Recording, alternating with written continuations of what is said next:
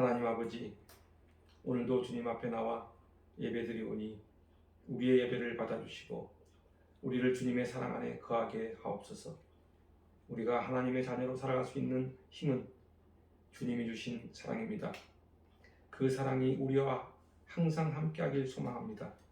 지난 한 주간 우리가 살아오면서 주님과 멀어진 마음이 있었다면 용서하시고 우리가 주님의 자녀로서 합당한 삶을 살 수 있도록 주님과의 관계가 회복되도록 말씀과 성령을 부어 주옵소서. 또한 우리가 세상의 것에 소망을 두는 것이 아니라 하나님께 소망을 두며 살아가도록 인도하옵소서. 주님께 소망을 둔 자는 깨끗게 하신다는 주님의 말씀을 마음에 품고 살아갑니다. 주님의 말씀이 우리의 삶에 역사하여 우리로 하여금 주님의 부활을 경험하며 거듭난 성도로 살아가게 인도하옵소서. 감사하며 예수님의 이름으로 기도드립니다. 아멘. 오늘 하나님께서 우리에게 주신 말씀은 요한 1서 3장 1절부터 12절까지 말씀입니다. 교독하도록 하겠습니다.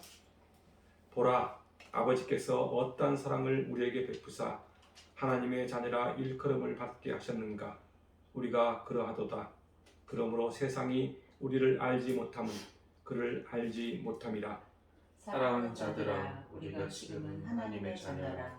장래에 어떻게 될지는 아직 나타나지 아니하였으나 그가 나타나시면 우리가 그와 같을 줄을 아는 것은 그의 참모습 그대로 볼 것이기 때문이니. 주를 향하여 이 소망을 가진 자마다 그의 깨끗하심과 같이 자기를 깨끗하게 하느니라.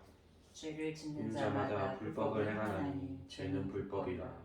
그가 우리 죄를 없애려고 나타나신 것을 너희가 아나니 그에게는 죄가 없느니라. 그 안에 거하는 자마다 범죄하지 아니하나니 범죄하는 자마다 그를 보지 못하였고 그를 알지도 못하였느니라. 자녀들아, 아무도 너희를 미혹하지 못하게 하라. 의를 향하는 자는 그의 의로우심과 같이 의롭고 죄를 짓는 자는 마귀에게 속하나니 마귀는 처음부터 범죄함이라. 하나님의 아들이 나타나신 것은 마귀의 일을 멸하려 하심이라. 하나님께로부터 난 자마다 죄를 짓지 아니하나니 이는 하나님의 씨가 그의 속에 거하며 그도 범죄하지 못하는 것은 하나님께로부터 났음이라. 이러므로 하나님의 자녀들과 마귀의 자녀들이 드러나나니 무릇 의를 행하지 아니하는 자나 또는 그 형제를 사랑하지 아니하는 자는 하나님께 속하지 아니하니라. 우리는 서로 사랑할지니 이는 너희가 처음부터 들은 소식이라. 가인같이 하지 말라. 그는 악한 자에게 속하여 그 아들을 죽였으니 어떤 이유로 죽였느냐. 자기의 행위는 악하고 그의 아들의 행위는 의로움이라. 아멘. 아멘. 오늘은 주님이 부활하신 후 세 번째 주일입니다. 우리 모두 부활하신 주님을 찬양합시다. 부활하신 주님은 지금도 우리와 함께 하십니다. 그 믿음이 여러분 모두에게 함께하길 소망합니다. 이 시간 하나님 앞에 예배드리는 여러분 모두는 하나님이 사랑하시는 하나님의 자녀입니다. 오늘 본문 1절을 다시 한번 보겠습니다. 1절에 보면은 이렇게 질문하고 있습니다. 보라, 아버지께서 어떠한 사랑을 우리에게 베푸사 하나님의 자녀라 일컬음을 받게 하셨는가. 하나님이 우리에게 어떤 사랑을 베푸셨기에 우리가 하나님의 자녀로 대우받게 되었느냐 하는 것입니다. 이것을 알기 위해서는 먼저 하나님의 자녀란 과연 어떤 사람인가 라는 것을 우리는 곰곰이 생각해 봐야 합니다. 하나님의 자녀라 함은 좁은 의미로는 이것입니다. 하나님의 친백성, 곧 이스라엘을 말하는 것입니다. 그러나 더 넓은 의미로는 하나님의 자녀라 함은 하나님께서 친히 택한 하나님이 사랑하는 사람들을 말합니다. 출애굽기 6장을 보면은 하나님께서는 모세를 통해 애굽 땅에서 노예로 살고 있던 이스라엘 백성들을 출애굽시키는 장면을 볼 수 있습니다. 출애굽기 6장 6절과 7절 말씀입니다. 그러므로 이스라엘 자손에게 말하기를 나는 여호와라. 내가 애굽 사람의 무거운 짐 밑에서 너희를 빼내며 그들의 노역에서 너희를 건지며 편팔과 여러 큰 심판들로서 너희를 속량하여 너희를 내 백성으로 삼고 나는 너희의 하나님이 되리니 나는 애굽 사람의 무거운 짐 밑에서 너희를 빼낸 너희의 하나님 여호와인 줄 너희가 알지라. 하나님은 애굽 땅에서 노예로 살고 있던 이스라엘 백성들을 해방시켰을 뿐만 아니라 그들을 당신의 자녀, 당신의 백성으로 삼으신 것입니다. 애굽 땅에서 노예로 살았던 이스라엘 백성들의 삶이 어떠했겠습니까? 한마디로 처참한 삶을 살았을 것입니다. 노예의 삶은 자유가 없습니다. 자신의 뜻과 의지대로 살 수 없는 존재가 노예입니다. 그래서 자신의 삶은 없다고 봐야 합니다. 짐승과 같은 삶이 노예의 인생입니다. 그런데 그런 삶을 살아가고 있는 이스라엘 백성들을 하나님께서는 해방시키시고 당신의 자녀로 삼으셨던 것입니다. 그리고 그들에게 하나님은 이렇게 말씀하십니다. 베드로전서 2장 10절 말씀입니다. 너희가 전에는 백성이 아니더니 이제는 하나님의 백성이라고 말씀하고 계십니다.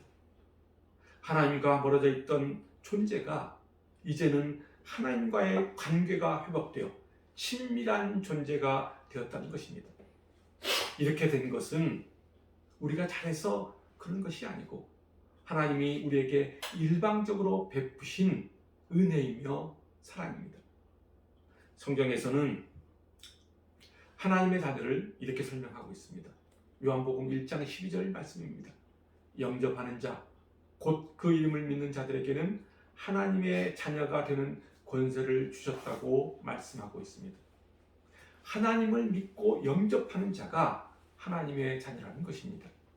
그런데 여기서 중요한 것은 우리가 하나님의 자녀가 되는 것은 우리의 노력이나 공로가 아니라는 사실입니다. 우리가 하나님의 자녀가 되는 것은 하나님이 우리에게 아무런 대가 없이 주신 그 사랑의 결과라는 사실입니다. 그리고 로마서에서는 이렇게 언급하고 있습니다. 로마서 8장 14절부터 16절 말씀입니다. 무릇 하나님의 영으로 인도함을 받는 사람은 곧 하나님의 아들이다.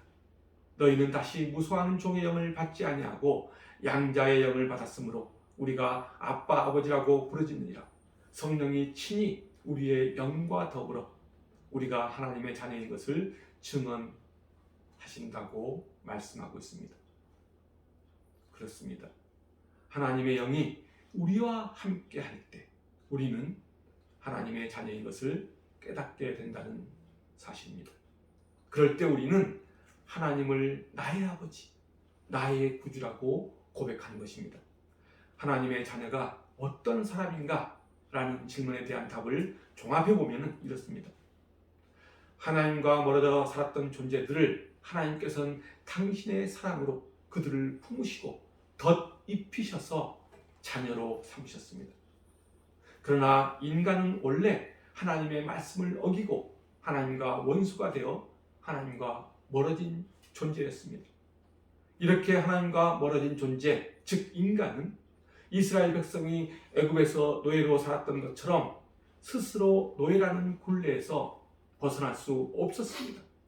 다시 말하면 이런 상태에 놓인 존재는 스스로 죄라는 굴레 속에서 회복할 수 없고 하나님과 화해를 이룰 수 없다는 이야기입니다. 그래서 하나님께서는 자기의 아들 예수 그리스도를 이 땅에 보내셔서 그 아들을 십자가 화목 제물이 되게 하심으로 인간과 화해를 이루신 것입니다. 그리고 이러한 사실을 믿음으로 고백하고 하나님의 뜻대로 살아가는 자들을 당신의 자녀로 삼으신 것입니다. 그뿐 아니라 그들에게 성령을 부어주사 하나님을 아바 아버지로 부르며 하나님의 백성으로 살아갈 수 있도록 하신 것입니다. 이것은 한마디로 하나님 편에서 일방적으로 사랑과 희생을 통하여 이루어진 결과라는 것입니다. 로마서 5장 8절부터 11절은 이렇게 말씀하고 있습니다. 우리가 아직 죄인 되었을 때 그리스도께서 우리를 위하여 죽으심으로 하나님께서 우리에 대한 자기의 사랑을 확증하셨다고 말씀하고 있습니다. 그리고 더 나아가 9절과 11절과 11절에서는 그러면 이제 우리가 그의 피로 말미암아 의롭다 하심을 받았으니 더욱 그로 말미암아 진노하심에서 구원을 받을 것이니 곧 우리가 원수 되었을 때 그의 아들의 죽으심으로 말미암아 하나님과 화목하게 되었은즉 화목하게 된 자로서는 더욱 그의 살아나심으로 말미암아 구원을 받을 것이니라. 그뿐 아니라 이제 우리로 화목하게 하신 우리 주 예수 그리스도로 말미암아 하나님 안에서 또한 즐거워한다고 말씀하고 있습니다. 그렇습니다. 하나님께서는 우리에 대한 자기의 사랑을 예수 그리스도의 십자가로 확증하신 것입니다. 그로 인하여 우리는 하나님과 화목하게 되었습니다. 이러한 사실을 깨닫고 살아가는 사람이 하나님의 자녀, 즉 성도인 것입니다. 하나님의 자녀는 하나님의 사랑으로 참 생명의 기쁨으로 살아갑니다. 그러나 하나님의 사랑을 모르고 살아가는 세상 사람들은 만물의 창조자인 하나님을 거부하고 그 사랑을 알지도 못하며 깨닫지도 못합니다. 요한복음 1장 3절부터 5절까지는 이렇게 말씀하고 있습니다. 만물이 그로 말미암아 지은 바 되었으니 지은 것이 하나도 그가 없이는 된 것이 없다고 말씀하고 있으면서 그 안에 생명이 있었으니 이 생명은 사람들의 빛이라. 빛이 어둠에 비치되 어둠이 깨닫지 못한다고 말씀하고 있습니다. 그렇습니다. 세상 사람들은 하나님의 생명의 빛을 깨닫지 못하며 살아가는 사람들입니다. 왜냐하면 어둠 속에 갇혀 어둠에서 어둠으로 살아가기 때문입니다. 성경에서는 세상을 어둠의 길 또는 악인의 길로 표현하고 있습니다. 잠언 4장 19절 말씀입니다. 악인의 길은 어둠 같아서 그가 걸려 넘어져도 그것이 무엇인지 깨닫지 못한다고 말씀하고 있습니다. 성경에서 어둠은 혼돈과 무질서 그리고 죽음과 고통과 번민, 실패 그리고 판단력과 분별력 상실, 우매함과 미련함 또 총체적 멸망의 원인 그리고 지옥 등으로 표현하고 있는데 이것은 모든 죄로 인하여 파생되는 비극적인 상황을 말하고 있는 것입니다. 이같이 세상의 것, 즉 어둠을 쫓아가는 사람들은 영적인 무지에 빠져 살아감으로써 비참한 자리에서 벗어나지 못한다고 성경은 분명히 말씀하고 있습니다. 어둠 속에 갇혀 산다는 것은 타락한 세상에 소망을 두고 살아가는 것을 말합니다. 그래서 하나님께 소망을 두지 않습니다. 이렇게 세상 것에 소망을 두고 살아가는 사람은 예수 그리스도가 어떤 분인지 알지 못하고 알려고도 하지 않습니다. 그래서 오늘 본문 3절은 이렇게 말씀하고 있습니다. 주를 향하여 이 소망을 가진 자마다 그의 깨끗하심과 같이 자기를 깨끗하게 한다고 말합니다. 이 말이 무슨 뜻이죠? 주님께 소망을 두고 살아가는 사람은 방종한 삶을 살지 않으려고 애쓰며 살아간다는 이야기입니다. 다시 말하면 죄를 짓지 않기 위해 날마다 끊임없이 애쓰고 힘쓰며 주님의 마음을 자신의 마음에 품고 살아간다는 말입니다. 그래서 주님을 품고 살아가는 사람은 주님이 다시 오실 것이라는 소망으로 살아갑니다. 이 말은 주님의 자녀, 주님의 백성이 된 자들은 이 세상과 짝이 되어 살아갈 수 없음을 말하고 있는 것입니다. 그래서 오늘 본문 5절에서는 이렇게 말씀하고 있습니다. 그가 우리 죄를 없애려고 나타나신 것을 너희가 아나니 그에게는 죄가 없다고 말씀하고 있습니다. 하나님께서 우리에게 나타나셨다고 말씀하고 있습니다. 그리고 그 안에 거하는 사람은 범죄하지 아니한다고 말씀합니다. 그렇다면 하나님께서는 왜 우리에게 나타나셨을까? 그것은 우리의 죄를 없애기 위해서 나타나신 것입니다. 인간은 본래 내면 깊은 곳에 타락한 마음이 존재합니다. 이와 같은 타락한 마음은 인간의 무의식 속에 깊이 숨겨져 있습니다. 이같이 인간에게는 내면의 깊은 곳에 타락한 무의식이 존재한다고 주장했던 사람이 있습니다. 바로 정신과 의사이면서 심리학자인 프로이트입니다. 프로이트가 말한 인간의 무의식 속에는 성적인 욕망, 폭력적인 충동, 이기적인 욕구 같은 타락한 마음이 숨겨져 있다고 합니다. 이 같은 타락한 마음은 밖으로 드러나지 않고 무의식 속에 억압되어 있다고 보았습니다. 인간은 누구나 세상에 관심을 받고 싶어 합니다. 사람들로부터 주목받기를 원합니다. 그래서 더 높은 지위를 갈망하고 더 많은 재력과 더 좋은 학벌 등을 갖추기 위해서 동분서주합니다. 왜 그럴까요? 왜 그럴까? 그것은 한마디로 인간의 내면에는 깊은 결핍이 자리 잡고 있기 때문입니다. 이것을 다른 말로 허기짐의 반응이라고 합니다. 그런데 이러한 허기짐의 반응은 세상이 자신을 알아주지 못할 때 극에 달합니다. 다른 사람이 자신을 알아주기를 바라고 다른 사람으로부터 인정받기를 원해서 사람들은 더욱더 외모나 학벌 그리고 지위나 재물에 치중하게 된다는 사실입니다. 이러한 허기짐의 반응에 민감한 사람일수록 사람들의 관심과 주목에 더욱더 목말라 합니다. 이 같은 목마름은 결국 불안과 두려움을 가져와 그 두려움과 불안에 빠져 살아가도록 만들어버립니다.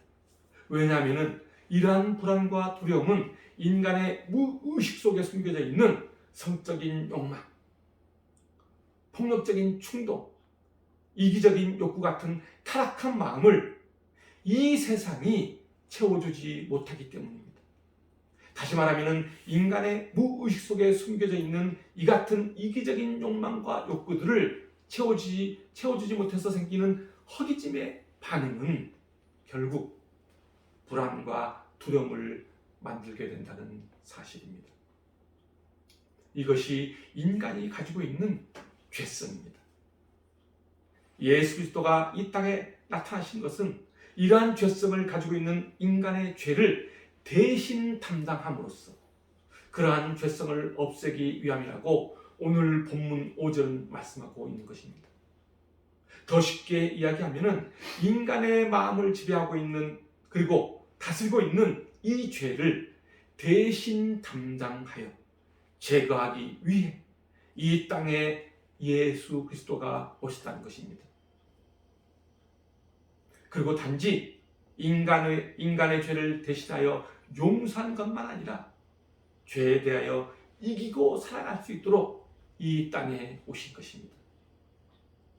그러므로 예수 안에 거하는 자마다 범죄하지 않게 된다고 오늘 본문 6절은 말씀하고 있습니다. 6절을 보겠습니다.